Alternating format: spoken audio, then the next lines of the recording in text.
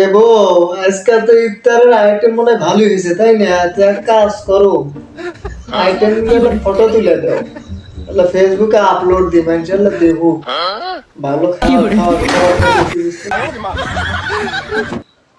একটু ফটো তুলে দাও। এরে এরে আরাম সাদা, এরে শতানে বাচ্চা, এরে কাইলিয়া বাম ছোট লোক। আজকে আল্লাহ ভালো খাবার তৈরি করছো আর ফেসবুকে পোস্ট দিব কেন? এরে তোর কি খাওয়া দাওয়ার কোনো কাম নাই?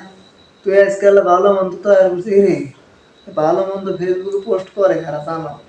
তোর মতো যারা ছোট লোক তারা।